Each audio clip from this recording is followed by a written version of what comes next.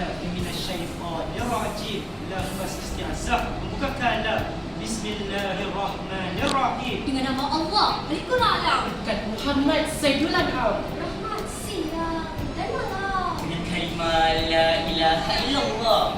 Bila kanda ayo mulakan. Ayo kanda.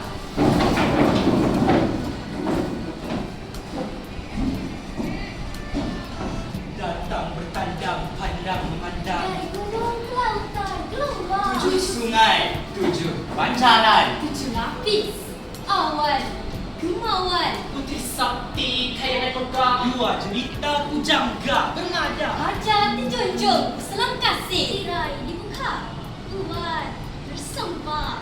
Dinda bukan sebarang dinda. Pasukan tansau siap siaga. Tansa bukan sebarang tansa. Tansau berpencak, gegar, buana.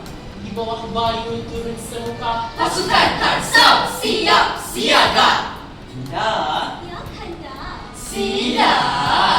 Giliran perang bagai panglima. Pemandu pertama Arjuna dikawal. Kawanku Harith guna berkarisma. Bijak bestari, gagah pahlawan. Bincang lestari gagah pahlawan. Temanten kedua mada berpisah. Syarifah Umairah molek menawan. Pejuang bahasa, pusaka bangsa. Pejuang bahasa pusaka bangsa.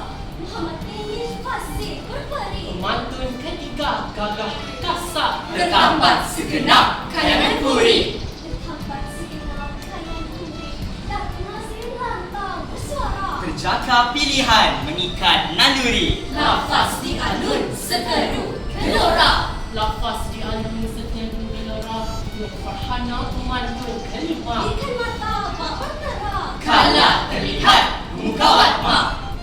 Dalam lagu berkait irama.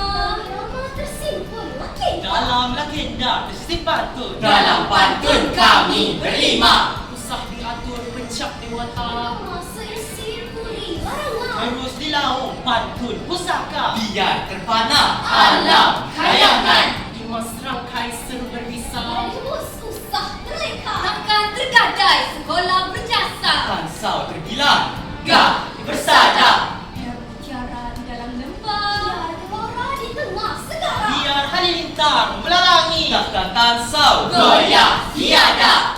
Gemak pantun. Ayo mulakan.